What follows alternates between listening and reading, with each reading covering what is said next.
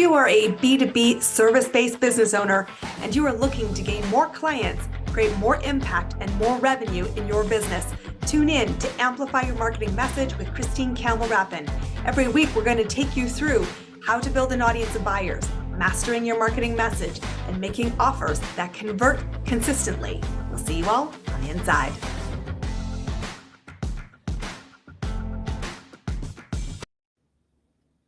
Welcome back. I am really excited to introduce you to our guest today because often in the role of mentorship, which both she and I play in, we always say chicken or egg, what comes first? Confidence or your action? So today we're going to be sitting down to talk about building confidence as a business owner. Please give a very warm welcome to my friend Julie DeLuca Collins. Super excited to have you here as our guest today. Christine, it is such a pleasure to be here with you and your audience. Thank you for having me.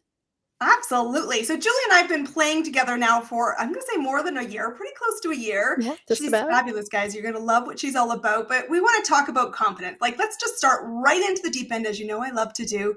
What is confidence when you're a business owner? How do you know you've got it or really don't? Yeah, Christine, I love this question so much, specifically because not only is this relevant for individuals like you and I who are business owners, but also for anyone who may still be in a corporate career. Confidence is a very important part of success. And many people tend to say, well, you're so confident. And the question is, how do you gain it? And for me, it was by action. There's some traits. You could be an outgoing person. You can be someone that maybe has done a lot of things, and that creates a baseline level of confidence. But ultimately, for many entrepreneurs, that confidence is going to come from you taking the first step, even if you haven't done it before. If you remember when we learned to ride a bike, we gain the confidence to kind of not need the training wheels because we actually got out there and did the work. And this is something that as entrepreneurs, stop being passive with your action and start taking massive action. I love this because I always tell my clients confidence is a learnable skill, one that you must Mhm. apply yourself to get to because it's really easy and very tempting to sit on the backside and say, yeah, but it's easy for you. And I Yeah. hear it time and time again. I said, I didn't get here where I am in my business Mhm. fully hatched. I Yeah. evolved. It was a mess. I grew. I had knives in my back. And there's lots of things I want do-overs for. But you talk about action. And Mhm. I think that that's a really great place to start because it is a learnable skill. But how do you start to practice? Like, what are the habits that you would guide somebody in simple, elegantly simple ways to start making Yeah. progress? Because it's not a destination, it's a journey. Absolutely. And for me, I love the conversation around habits. I'm a tiny habits coach. And when I got my certification, I did it for selfish reasons. I knew that there was something broken in the system when it came to like, what am I supposed to set up as a habit? And how come I'm not successful at creating the habit? And one of the things that I found is that in the research by Dr. BJ Fogg, who is the author of the book Tiny Habits, but also he is the founder of the behavior lab at Stanford, that most of the habit books have been written based on his research, right? He talks about there's three things that need to be in place for you to create a new behavior. Number one is you need to have the ability to do it. You want motivation. Motivation comes first. Second is the ability to do the behavior. And last one is something that prompts you, that reminds you. Now, the fallacy in all of this is that most of us, when we're not confident, right? We don't feel motivated to do the work. We're scared. We're kind of putting off the thing. And I see it in my clients as well all the time. They're supposed to be doing the thing. And because they haven't done it, they're not proficient at it, it's new to them, they avoid it and they start to do something else. And they can never create that consistent action that gets them the traction and habits. So, what I start people with, and what I really love to teach, is creating something that you can find that evidence that you did it, even if it's small. And this is what Tiny Habits is about. When you create an action that is small, doable, that you can automate, and you pair it up with an existing behavior, right? That's your prompt, then, and you have the ability to do it, the next thing that happens is you begin to do it. Also, I want to tell you that many people don't know this, and habits are created not because of the consistent or the number of times that you do something. Research says that you create a habit when you feel good. So, for all of your listeners and viewers, if you're beating yourself up over something that you did or didn't do, you're not going to be having a really fun time in creating a new habit because your brain is like, oh, it's hard. It's not good. I'm terrible at it. And we really go down that behavior, that sabotaging behavior that many of us have. So, first, identify where is your ability? What is the prompt? What is the thing that's going to remind you to create the behavior? But also know what your aspiration is. Being able to understand. So, for instance, if you have a goal in your business and maybe you want to grow to producing X amount of products, if you're a product based business, or you're looking to, maybe launch a course or whatever it might be, understand what is it that you need to have as a vision. Then you create a goal, and then you create the tactics or the steps to achieve that goal, and then create that daily action. And that's really where we start. I think it's interesting to talk about this concept of evidence because our brains are really fascinating things. And not always, of course, is the evidence our lived experience. It can Mhm. be something that you look to appear, you look somewhere in the marketplace and you say, if it's possible for them, it is possible for me. And Mhm. I love the fact that you have to say, I feel good in the evolution because Right. the first time you do anything, I always say embrace the suck, it'll only get better. Yes, And I love that in that. itself is what I celebrate. That goes, God, that was Mhm. god awful. But you know what? It will never be that bad again. And that's That's something right. to celebrate. And it starts to feel like movement.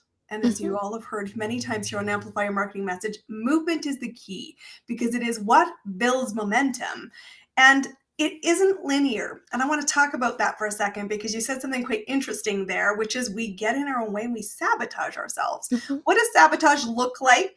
How do we recognize it and go, oh, maybe I shouldn't be playing into that Yes. train of thought that's going to stall the movement? Well, sabotage is something that is very normal, number one. I want to normalize that. And I think that for a lot of people, we think, oh, why did I do that? Why could I keep doing the thing I don't want to do? Number one, let's normalize it. And actually, before we normalize it, let's notice it. Because a Mm. lot of times we go through life with this white noise and we're not noticing in all of the different areas or ways in which we sabotage ourselves. So number one, let's start to notice what is it the our patterns, what are the things that you end up doing? Do you end up maybe starting your day wanting to get XYZ done and then you sort of go into social media and go down the rabbit hole and something else, right? Notice it. Then next, you want to normalize it. You want to normalize that I am human. This is going to happen. I'm easily distractible. This is a hard thing that I want to accomplish. So therefore, I'm going to, find something else that takes me away from the discomfort of doing the new behavior. Once you notice it and you normalize it, then neutralize whatever thought is coming up for you. Neutralize it because that's the programming that we have. All of us have an internal judge. That internal judge speaks to us very differently, but that judge was created by us as we were growing up to sort of protect us from the Mhm. environment. Even the happiest of childhoods is going to create, maybe you sat in your crib crying for a little longer, or maybe you were told, hey, don't do it like that, right? And parents didn't mean to be mean or abuse you, and they weren't, but you immediately become that pleaser, a pleaser, because that's the judge that says, oh, if you don't put people first and do it for them first, you're not going to get attention, right? So that judge has all these tapes that are running in the background. Just like your computer runs programs in the background, so does our mind. So it's important to normalize, neutralize, notice it. And here's where the magic happens. Figure out when you're speaking to yourself and telling yourself you're not good enough, when you missed the action, right? Maybe you needed to get into action, but you started to sidetrack yourself and you notice that you're telling yourself, oh, I can't believe you did that. Then at that moment, when you are noticing all this stuff, go to the next best step. All right, I just noticed that I was speaking to myself poorly and that I didn't get started as soon as I wanted to. And this is normal. I'm human. This happens. Then your next best step, okay, I'm going to set a timer and I'm going to work on my task for the next 10 minutes. These are the things that are going to help you overcome, and then you start to create that evidence that you did it, that you tried, that you're working at it. And that builds a little bit more of confidence. You're building, confidence is growing every time you decide to practice. And it's all about practicing. I think what's so important is to recognize you get to reboot your operating system, That's right. because when you do normalize it, and sometimes we all have our blind spots. Welcome to the human race. And That's the right. key is saying, I want to give myself permission to reboot, to evolve, to recognize patterns. And I want to invite all of you listening along here with Amplify Your Marketing Message to document a little bit your processes and be open to feedback, because Mhm, sometimes we don't know how long that habit has been around, because it's just like our favorite piece of clothing and it's mhm. just part of the fabric of who our lives are. And yet, when you realize, and one of the things I'm doing in my business, which is fascinating, I'm both interested and horrified by the experience. I'm documenting the 5 years. And Oh, it's so good. amazing when you look back and think, that's where I was.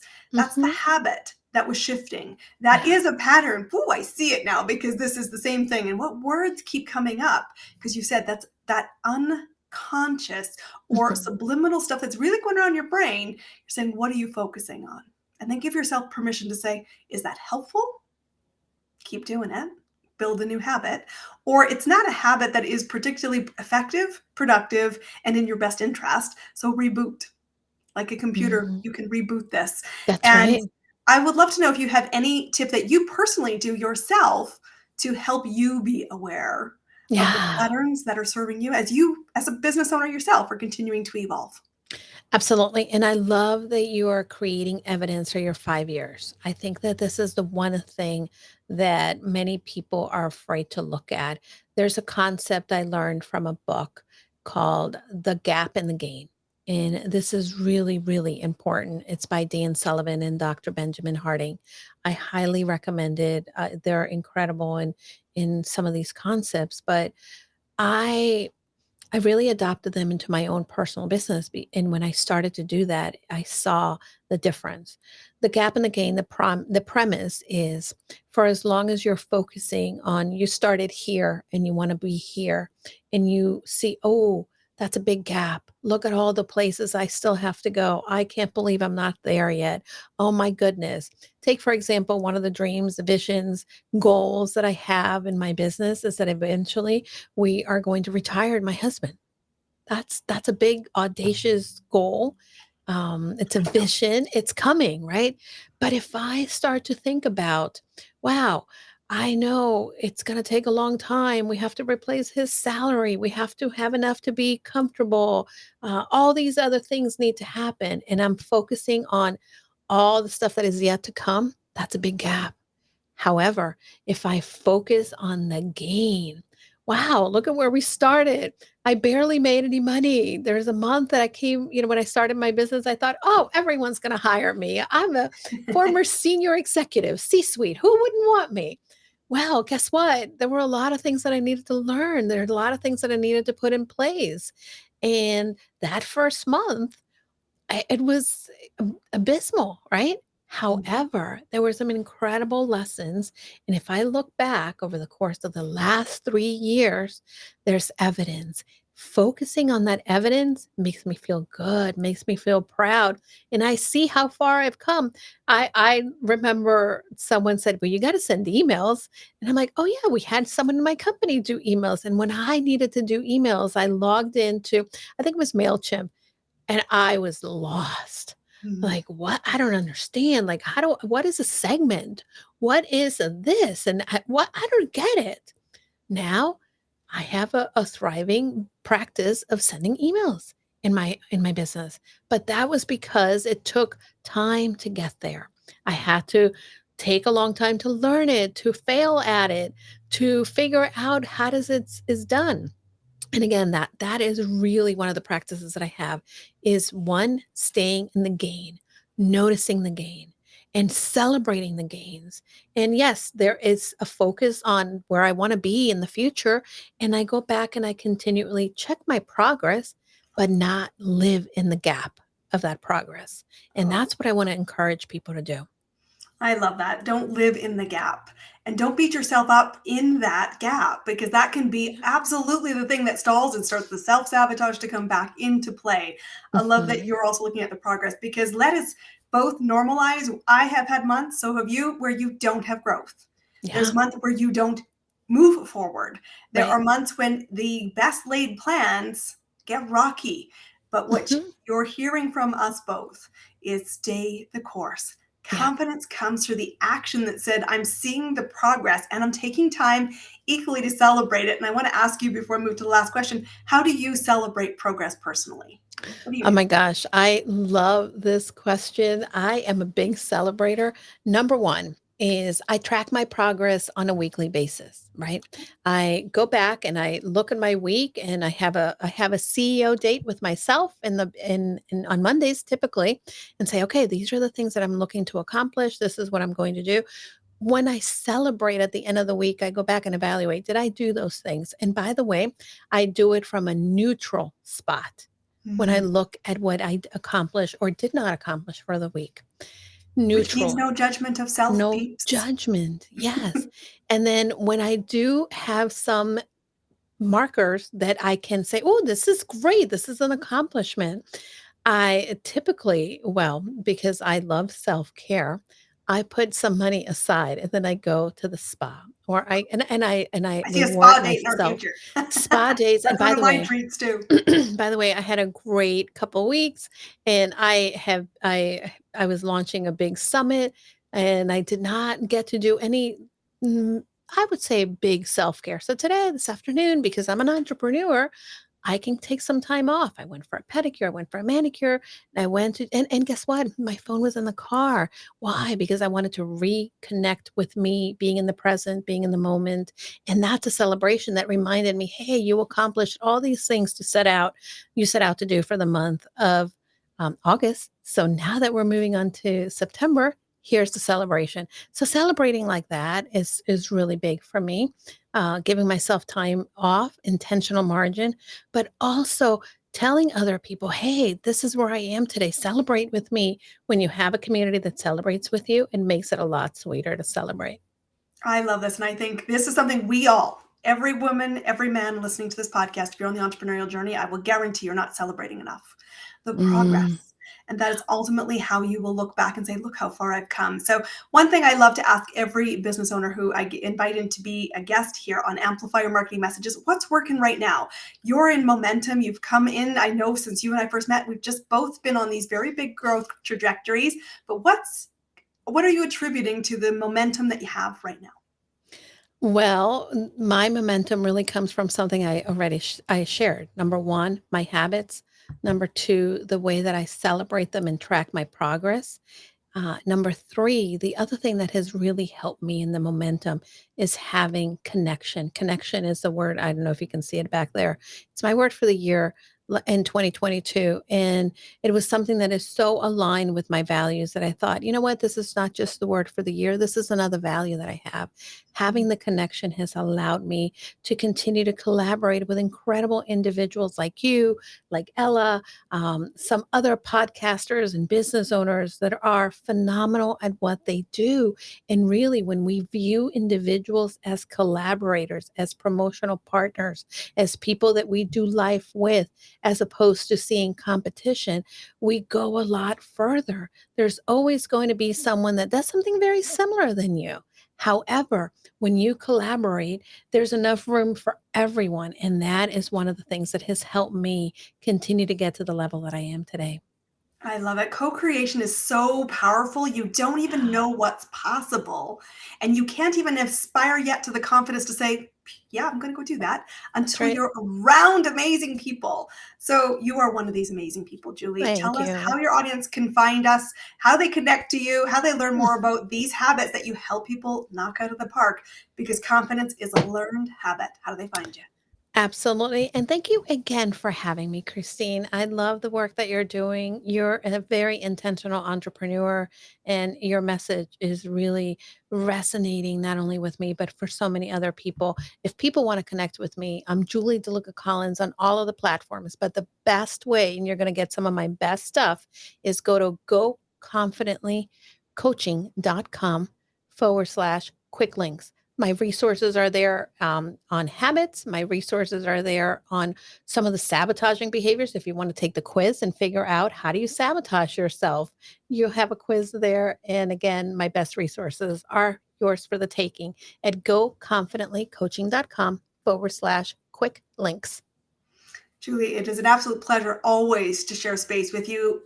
Julie and I are inviting you, our audience, on Amplify Your Marketing Message to go confidently. Thank you for being our guest. I want to know, come celebrate with us. Let us know how you're progressing and the actions you're taking to get past that self-sabotage, because everything you want is on the other side of fear. We'll see you on our next episode. Bye, everybody. That's a wrap on another amazing episode of Amplify Your Marketing Message with me, your host, Christine Campbell-Rappin. Be sure to subscribe on your favorite podcast platform so you don't miss another great episode. And be sure to visit christinecampbellrappin.com/podcast to get a free resource on how to master your marketing message. We'll see you all on our next episode.